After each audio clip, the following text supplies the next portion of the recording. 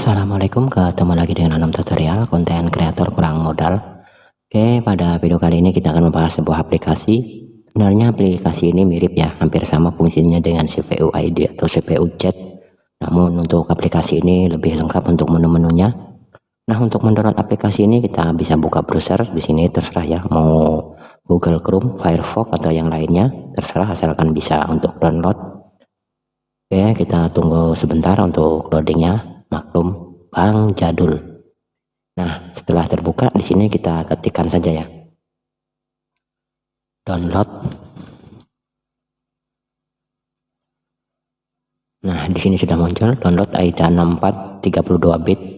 Jadi tergantung dari sistem operasi yang kalian gunakan, 64 bit atau 32 bit. Nah, karena laptop saya hanya support di 32 bit, saya download yang 32 bit.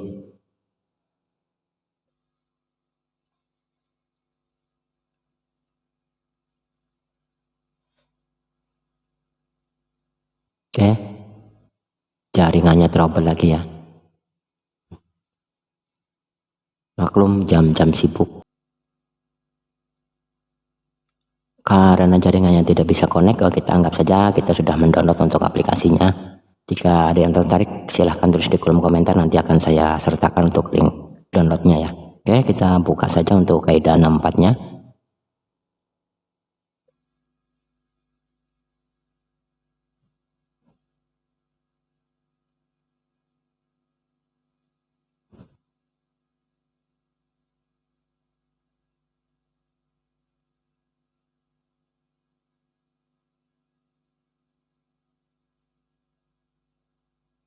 Nah, ini tampilan dari AIDA 64 Extreme ya. Nah, untuk melihat dari RAM nggak support DDR berapa, kita bisa klik pada bagian motherboard. Nah, pada bagian sini kita pilih ya, kita ingin melihat CPU. Nah, di sini untuk CPU yang saya gunakan dual core Intel Pentium T4200 2000 MHz. Di sini sudah lengkap sekali ya. Nah, untuk CPU-nya bisa kalian lihat, untuk RAM-nya juga bisa kalian lihat di sini ya. Oke.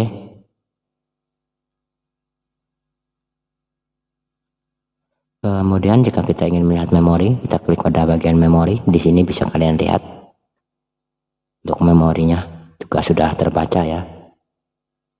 Kecepatan dari memori juga bisa kalian lihat.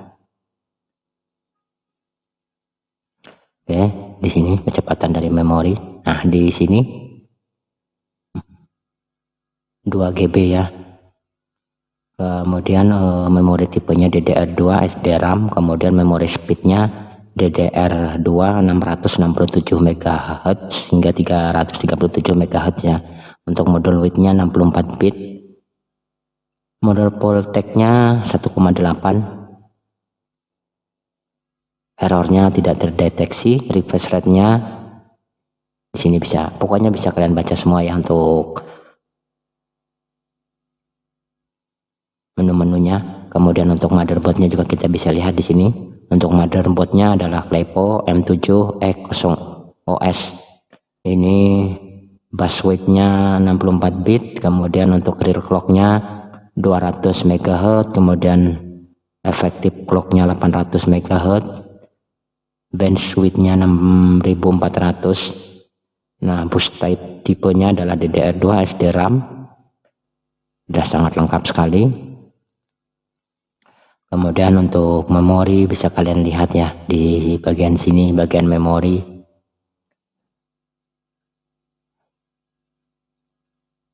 Kemudian untuk speed, kecepatannya bisa kalian lihat juga.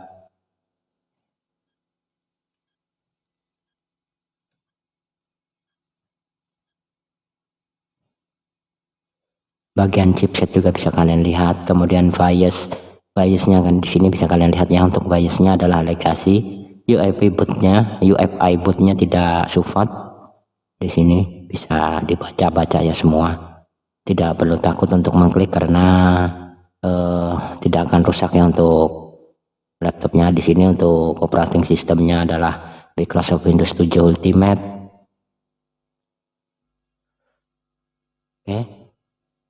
sangat lengkap sekali ya.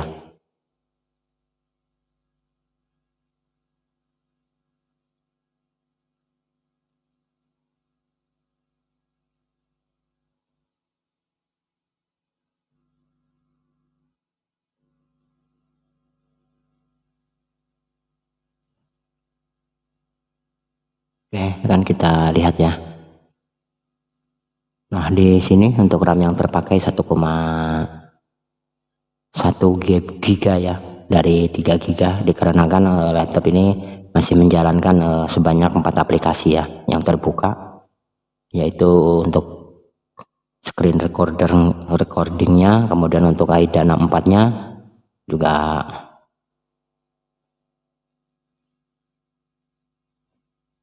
kita tutup 2 aplikasi dan kita lihat lagi. Nah, sekarang untuk RAM-nya masih 1,1 ya, 1,1 giga yang terpakai. Jadi dengan menggunakan aplikasi ini kita tidak perlu takut lagi ya untuk salah dalam membeli RAM laptop yang kita gunakan, karena kita tahu ya untuk batas maksimum dari RAM yang support ya. Di sini untuk motherboard ini support hingga effective clocknya adalah 667 MHz DDR2, artinya untuk RAM yang support itu PC 5300.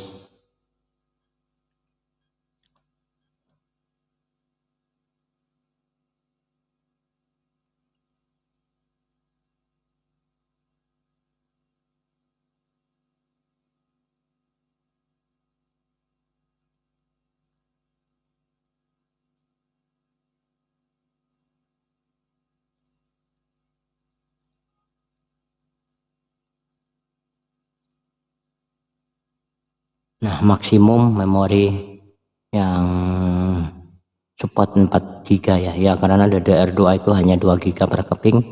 Jika RAM yang kita gunakan ada 2 slot, artinya hanya 4 giga ya. Di sini bisa kalian lihat untuk slot 2 sebesar 1 giga DDR2 SSD RAM, kemudian untuk slot 1 2 giga DDR2 SSD RAM. Kemarin kita membeli RAM dengan kecepatan PC 6400 ya, 800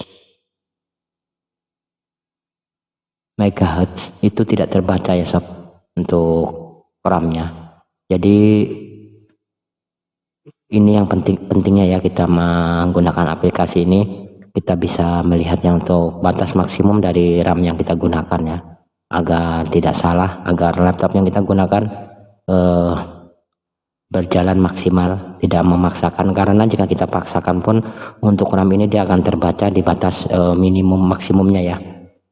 Di sini batas maksimumnya 667 MHz. Jika kita paksakan di 800 MHz pun akan terbaca 667 MHz ya, tidak akan terbaca 800 MHz. Jadi percuma, apalagi jika kita membeli RAM dengan kecepatan yang tinggi, itu akan lebih mahal ya.